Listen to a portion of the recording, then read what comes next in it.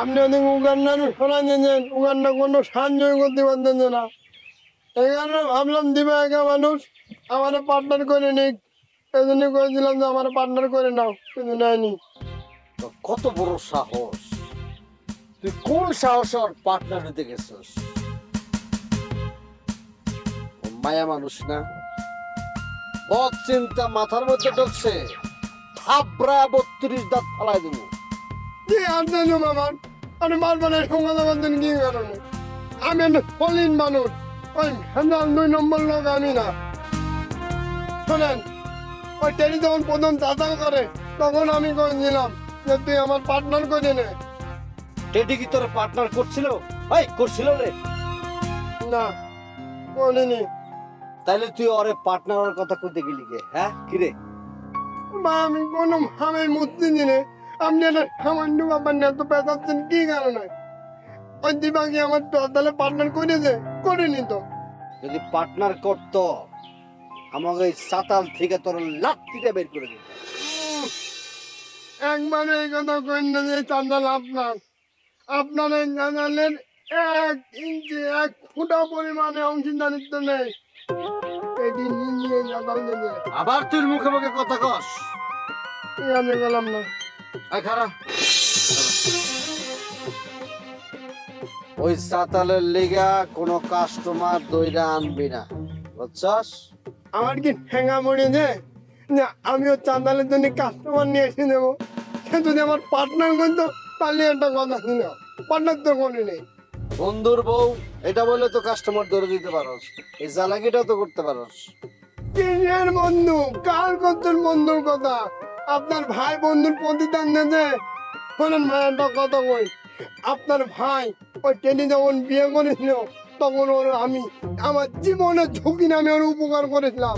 আর ওই সময় উগান্ডা যদি ওই টেডি ধরতে পারতো, টেডির জমাই করতো সাথে আমারও, তার কোনো প্রতিদান আপনার ভাই আমার দিনে দিইনি, বরং বেইমানি করেছে। শালাটা বেইমান।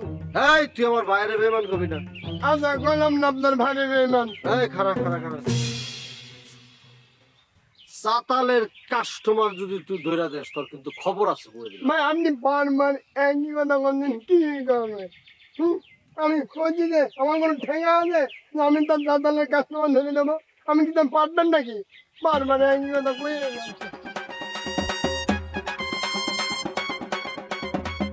তোর উপর আজকের থেকে আমার নজর থাকবো, তুই কি করস না করস সব কিছু।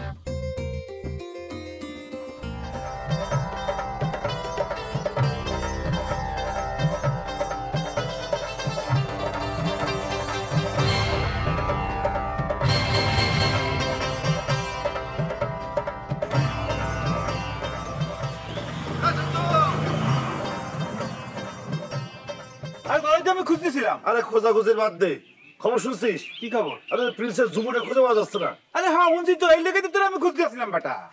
আর ঘটনা হয়েছে কি যে আমি রুহির বাড়ির থেকে যাত্রা ক্যাম্পে গেছিলাম খোঁজ খবর নিতে।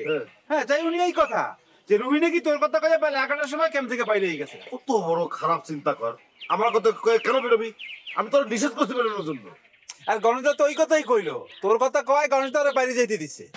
কি একটা অদ্ভুত মেয়ে না? এখন যদি কিছু একটা দুর্ঘটনা ঘটে যায় তাহলে আমি ফেসে যাবো না? তুই এক কাম কর, তুই ক্যাম্পে যা, ক্যাম্পে যাই গণেশদার লাগে কথা ক যে চুমুরে আমি যাইতে কই নাই, ওই মিছা কথা কইছে। গণেশ দা যখন ফোন করছে তাহলে আমি বুঝাই বলছি, বিশ্বাস করছে। এই শোন, তুই বস আমার কিছু কোশ নাই তো? বলে কিন্তু তোরা আমার উপরে চেতে যাবে।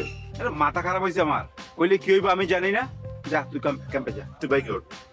আরে বাইক উঠুম না, আমি বসের বাড়িতে যাবো, তুই ক্যাম্পে যা। আরে আমি এখন একা একা মেয়েটারে কোথায় খুঁজবো? গণেশ দার ফোন পে বাজারে আসলাম যে কোনো কিছু কিনতে আইছে কিনা, তন্ন তন্ন করে খুঁজছি, কোথাও নাই। আর আগার বাগানে আমি একা কোথায় খুঁজবো? আর ওদিকে রসুলপুরতে আরেকটা ঘটনা ঘটছে। কি ঘটনা ঘটছে? আর এক মাইরে পাওয়া যাইতেছে না। কস কি? তাই তো শুনলাম, একই দিনে 2টা ঘটনা ঘটলো।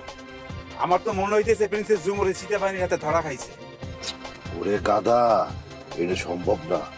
সীতা বাহিনীর লোকজন কিন্তু দিনের বেলা কোনো মেয়েরে তুলে নিয়ে যায় না, ওরা রাইতে নিয়ে যায়। এইটা ঠিক আছে, যেহেতু একই দিনে 2টা ঘটনা ঘটছে, এই কাম সীতা বাহিনীর হইতে পারে। তুই এক কাম কর, ওই থানায় যাইয়া প্রিন্সেস ঝুমুরের কথা ক। রে গাধা, থানায় জানানো যাবে না এখন। আগে আমরা নিজেরা খুঁজে দেখি, যদি না পাই তখন থানা জানাবো। আচ্ছা ঠিক আছে। এ শোন চন্দু, ওই বস কি জানতে পারছে জরু কাকার খুনিকে? না বস এখনো জানতে পারে না। জানতে পারলে ভালো হতো। যাই, এই সেমিনার কোথায় খুঁজবো? আরে যা যা এটা যা। কই গেল প্রিন্সেস ঝুমুর? উগান্ডা প্রিন্সেস ঝুমুরের কাছে আবার ফাঁসে যাইব না তো?